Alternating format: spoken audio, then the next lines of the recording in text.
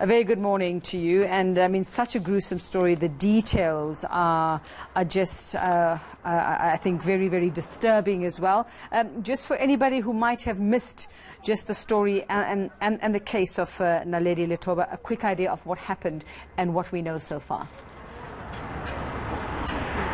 So we are outside the Goldfields TVET College in Welkom. This is where Naledi was doing her second year in management. Her parents describing her as a very diligent student.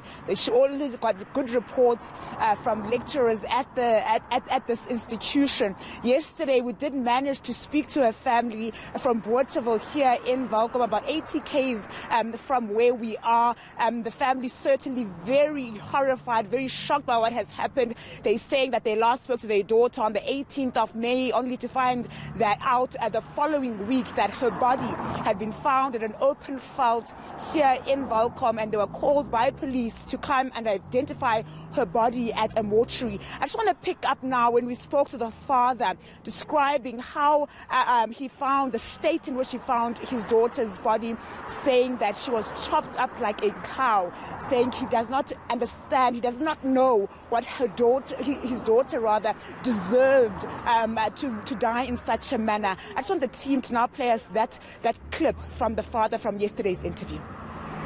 So they took us to the mortuary. When they opened that fridge, we couldn't identify her face. It was bent. Her body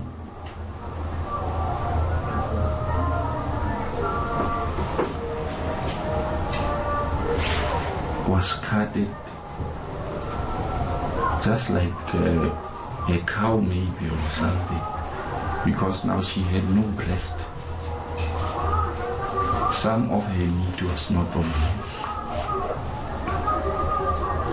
But we identified her by the hand.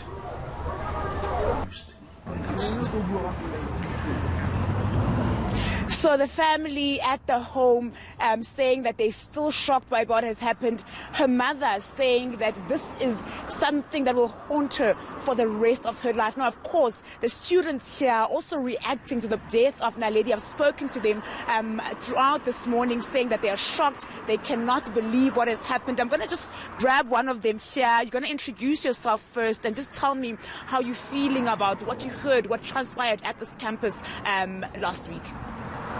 My name is Welkom and I'm not her friend, but what happened to her is very badly and it affected most of the students at school. And what would you like to see happen to the perpetrator? Did you guys know the perpetrator or the alleged perpetrator? What did you guys like to see happen to the person who tortured Naledi in such a manner? No bail. I would just like to say no bail for him. Now, I heard that for the first court appearance, a lot of students went out to the court in support of Naledi's family. Will you be doing the same? We know that he's expected to appear in court on the 14th of June. Will you be doing the same this time around? Can you please repeat that? Will you be going to court to support the family as you have done in the past? Yes, I will. Yes. Thank you very much. So we are hoping to also speak to some of Naledi's friends from this campus. A lot of the students unable to really speak on camera, but saying they are shocked. They cannot believe that one of their own has died in the horrific manner in which she has. If I can also just mention from the interview that we did with the family yesterday, they did mention that they want the rest of her body parts back. We know that Naledi was found without her breasts, and the family is saying that they want whoever is responsible for her death to bring the rest of her body parts back. She had a tattoo on her shoulder which she had tattooed her name and her birthday. They're saying even that was cut off her body. They're saying whoever is responsible for this must give them the rest of her body parts back. Indeed, Zikhona. With regard to the 19-year-old suspect, what do we know about this person? Did the two have any kind of relationship or friendship? Did they know each other from what we know at this stage? And also with Naledi, had there been any previous conflict? Do we know, had she been receiving threats, or had there been any issues that she was facing before her death or murder? We do know that the parents of the suspect, who is now been apprehended, are the ones that handed him to the police.